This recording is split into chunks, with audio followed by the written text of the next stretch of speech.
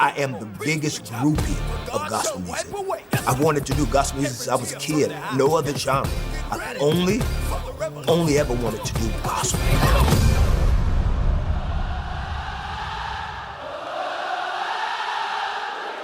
And here I am having the opportunity to be on stage with some of the greatest ever to do it. It is a dream. I'm living a dream, and I'm not tired yet. Now, I want to talk about some moments this year that had people talking, that were part of conversations that, I want to try to speak to, have conversation about.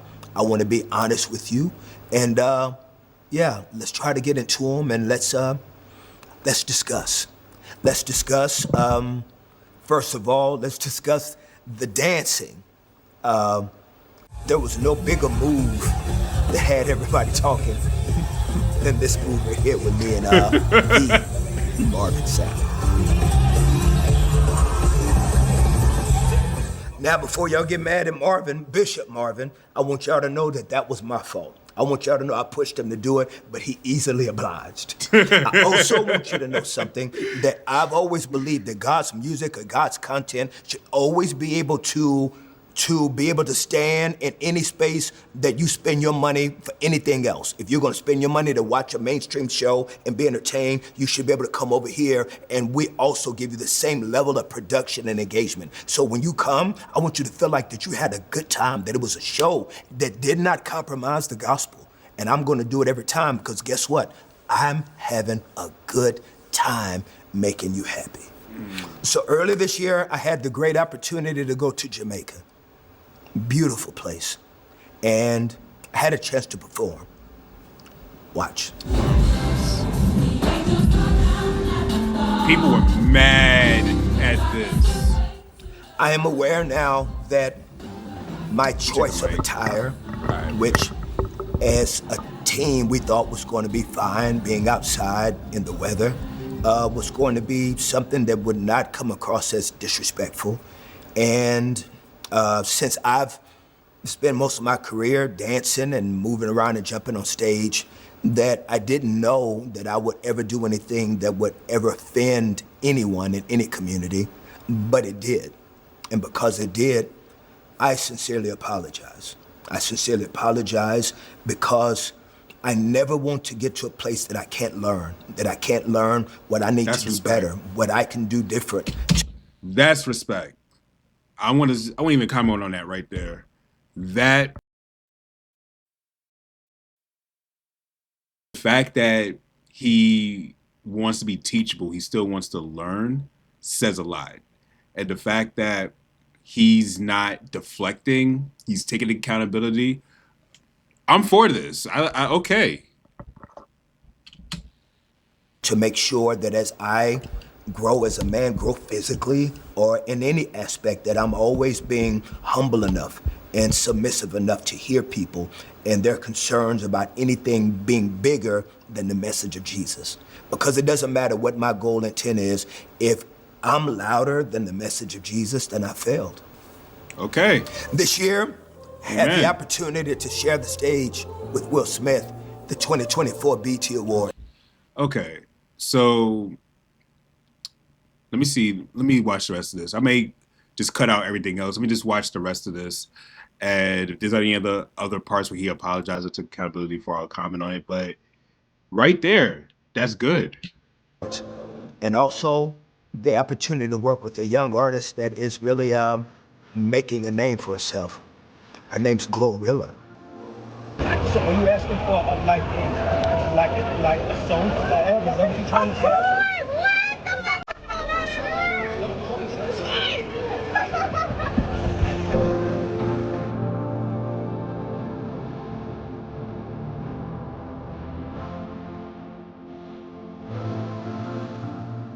There were a lot of questions and controversy about the Will Smith performance this year at the BET Awards and what the fire and the messaging and what it meant subliminally.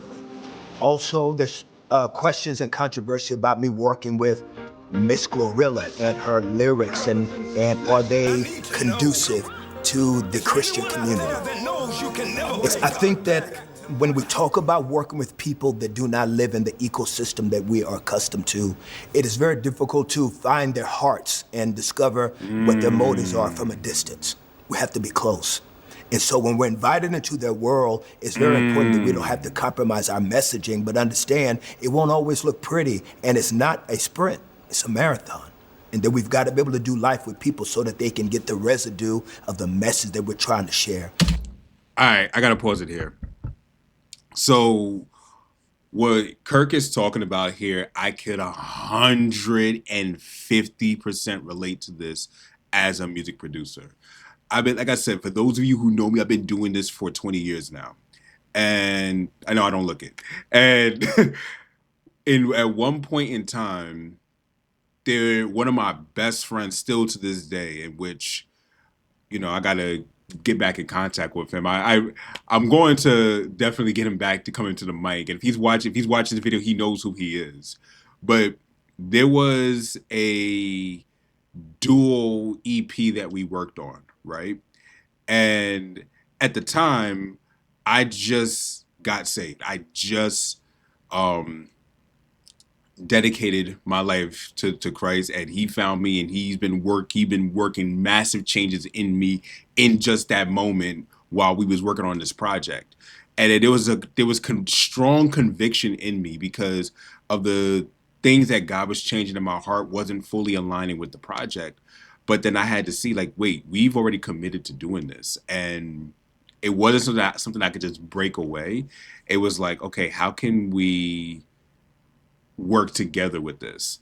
And I actually brought these concerns to my friend at the time, which, at the time, like, he went to church, and me and him, we just were people who went to church. We would say that we're Christians on paper, but like our lives weren't fully reflective of who he was, right? So we actually put out the album, but he asked to do the final edits. And I will never forget this gesture. He edited out all of the F and B words out of the song, out of every song. It was like 5 songs, 6 if you include a bonus track. He edited out all of those, and he that was the thing. He edited out all of those, not everything. So it was a compromise on his end, but just that gesture meant a lot. And what's crazy was what happened outside of the music, because I didn't stop transforming and becoming. And that had a major impact, not only on Hezekiah. I was praying for him. He got invested in a local church, and now he is one of the best preachers I know personally. He is easily one of the best preachers I know personally. So you don't know the effect you can have on someone's life. You could look at what someone is making in the moment, and it may look like that this is something that is just not God, is not glorifying to God. But we have to understand that God is not somebody who is doing life with us throughout and living moment to moment, seeing things as we see them. He has already seen the end of where this is going to go. So he may not be bothered or shaken at all by what's happening. He may not be bothered or shaken. No, it's not because he may not. He's not bothered or shaken. He's not even caught off guard. Nothing is a surprise to him.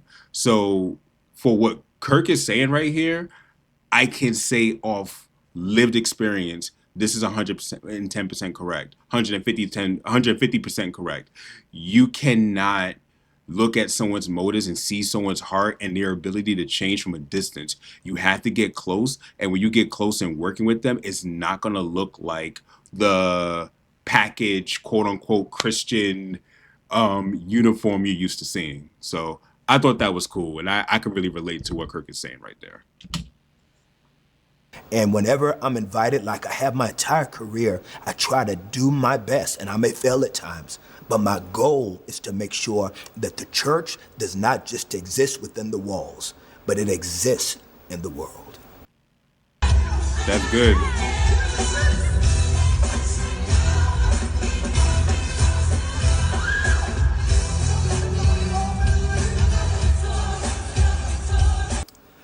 All right, so I'm gonna say something, and I'm gonna keep this real, and I'm gonna keep it 100 with y'all. Sometimes I just play too much. Sometimes I just be doing too much. I do. I play too much. I'm friends with these people. We have fun. Yo, you ain't lying about keeping it raw. But you know what though? I respect it. I respect the fact that he's at least honest about it. He's at least honest that he could play too much. So okay, I get it. Backstage, and I don't know how to separate the backstage Kirk from on stage Kirk. Like I am who I am, wherever I am. These my peoples, and we. And there's a difference. Like seriously, and I'm matter of fact, hold up. I'm gonna be real right now. I want to talk to you all. Let's be honest. There is an on-screen version of you, and there's an off-screen version of you. For some of us, which some have said my off-screen is the same as my on-screen, so that's a blessing in disguise. But that's not everybody. There's a lot of us that we do not portray the full sides of ourselves. What I mean by that, there's a side of us that probably laugh and joke more in person, but we don't show that persona online. We don't show that persona while we're in the church. We are a different way when we're in the church, when we're outside the church, and we don't necessarily show that same personality. And it's weird because you cannot become a family if you are not vulnerable to be who you are. Truth of the matter is, everybody is created in the image of God, right? But we don't all look like each other. So the truth of the matter is you are actually meeting a part of God that was never seen before when you meet somebody else. And if you can only do that if you allow that person to be their true selves. If they have to carbon copy or manufacture a certain identity to be safe around you, then that's not a family. It's not. And that's why people are leaving the church, because people do not feel like they can be who they really are, or watch this, who they believe who they really are. Because there's some people who believe that there's something that they're not, and we don't even give them the space to at least develop into the person who they're really called to be. Act silly backstage and have fun, and I don't know how to turn that off, and I gotta learn it because I know that it can be offensive to some people. But sometimes I just play too much, and in that moment, I was playing too much. I shouldn't have been playing out there in front of y'all. I should have kept that to myself and have fun with them the way I do when we be acting a fool. But sometimes I get on my own nerve, and when I was doing it, it seemed fine. But when I saw the clip, yeah. He creates himself. It's too much. He creates himself. I am always cautious to stand in any political space that I could possibly look like I'm representing. But this was an opportunity that I thought was really cool, and I feel good about it. And when I got the call, I felt like it could be a really special moment. And I did not plan this. This was not something I even thought about when I walked on stage. It just kind of happened in the moment. And I think that's what made it special. So thank you to the White House for that incredible opportunity and invitation. Thank you, Madam Vice President Kamala Harris, for getting on stage and dancing with me. It was fun, it was good. Yeah, and because you could have said no, but you didn't, and it was fun. And I want to try to have that opportunity again. It was good because you look so much better when you smile. Because if he's doing that with 808s and all that kind of stuff, that it works. It'll be fine. Yeah, it works. I'm happy. Thank God. When he happy, when he's happy, because this is 25 years right here. This 25 years. I'm making no secret that my music career is only because of the sacrifice and the investment of brilliant people. This young man, I met him in 1995 when he was a 15-year-old kid with God's property. And I fell in love with him, and we became close friends, and we traveled the world together. You're never prepared for death. Oh, man, I felt it, man. This is my brother, that I'm still trying to make sense of it all. Oh, man. When you have a loss like that, you don't ever get over that moment. You don't ever really find the words. I heard a YouTuber say, And these words never left me. I heard it back, I think it was 2019 I heard this. And these words never left me. You prepare all your life for your parents to die, but no one prepares you for when your best friend dies. And I feel that for him right now. That's something I still don't even know how that feels. And yeah, that's not easy. The scripture, the spiritual nugget to be able to make sense of something so sudden and something so tragic. I'm still trying to figure out my way in so many ways, musically, what I should do, how I should do it, because Sean was such an intricate part of just not only my music, but my life. His incredible wife, his son, his mama.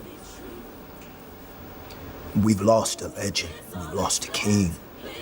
And it stings, it still stings. And I don't know when this kind of stinging ends. It doesn't, Sean unfortunately, brother. It doesn't. One of one. And with life, you have these new beginnings. My seed, my youngest, he brought us together for something incredibly special. And my proud daddiness is something that I'm still overwhelmed by, because this was my baby boy. And now he's a grown man with a whole wife. Congratulations. That's my baby boy, y'all. That's my baby boy. Congratulations. That's my baby boy. That's Zaza. Zaya got married this year to an incredible young woman, Elena.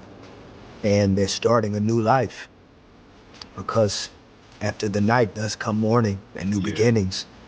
And he's writing his own story. He's building his own house. And I'm here to give him a hammer or a nail whenever he needs it. The greatness of Keziah is the brilliance of his mother, Tammy. My wife, Tammy, and what she's done with these kids, and who these children are, in essence of them just as good people. It's because of her. So shout out, incredible Tammy Franklin. And I'm excited to see what his future is. Man, thank you guys for just being with me and just walking out life with me in 2024. Thank you for your prayers. Thank you for the critique. Thank you for the conversations.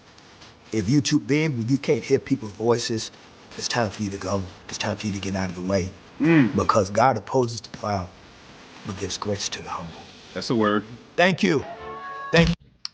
All right, let's stop it here. Let's get back, because yeah, that was good. I didn't expect that to be the wrap up of 2024 and going into 2025 fresh. So a lot of people had their opinions about Kirk Franklin and everything, and I didn't really comment too much. I saw some of the videos. I'm like, oh, okay. But it's stuff that I kind of like just shrugged my shoulders at, because at the end of the day, when you see things, especially now with the internet, we have things that are just clipped all the time. Reels. I think short form content has really disrupted reality in a sense, because we're quick to jump on what something said. I even had to repent earlier this year, dealing with someone within the church and then everything, and they made a comment, and it was a real clip, and just that 1 minute clip looked like, yo, they're saying the wrong thing, and someone had to tell me, yo, you got to watch the whole thing. And when I watched the whole thing for context, I was like, okay, you know what he said isn't how it came off. And sometimes when you don't have context, it's easy to have a misjudgment. And this is what the Bible talks about: have righteous judgment. In order to have righteous judgment, you need to have all the facts. And the truth of the matter is, if you are here in 2025, it is extremely hard to have righteous judgment, because you don't have all the facts. these people, when they were judging each other, they were judging people who they were able to talk to face to face. They didn't have a phone to call from long distance. The only long distance was writing a letter back then. So the culture back then, when they talked about having righteous judgment or settle with your brother, that literally meant going over to them face to face and talking to them, not calling them on the phone, not texting them and saying, let me settle my disputes. So the point that I'm getting at is, a lot of us, when we are making our think pieces and our post against anyone, whether it's Kirk Franklin or anybody within the church and everything, and we're just talking about them online and making our videos about them, we think that we are calling wolves out in sheep's clothing. We think we're doing a big honor for God, but real talk, we're just hurting the church more, because all the people outside the church see is a whole dysfunctional family who don't know how to get along, and they need to stop. So I ain't gonna go there, because before I start ranting, I'm already like 25 minutes in this video. Before I start ranting, I'm just gonna go ahead and call it out. So thank you all for watching. If you don't know, my name is Avidan Smith, and I help creatives like you to find your unique sound and live a purpose-driven life. So if you want to go ahead and check out more of my takes, go ahead and check out this playlist right here. Also too, when it comes to the Maschine works, I know some of you are originally subscribed to me for Maschine. Shout out to Native Instruments, because they have definitely looked out for me as well. They're working with me, and I want to honor my work with them. I'm going to dedicate Tuesdays for those videos. We're gonna call it Tech Tuesdays. I may still do Throwback Thursdays, but Tech Tuesdays is definitely going to be a thing where I'm gonna just upload more tech videos. If something breaking happens, and you get those videos too. But I'm just letting you all know that we're gonna still do those videos. I'm not abandoning y'all. I'm just focusing on the purpose-driven life part of the channel by doing these. So, and two, when you get to hear me do these videos, you get to know a better side of me. So thank you for watching. Have a good weekend. I'll catch you on the next one.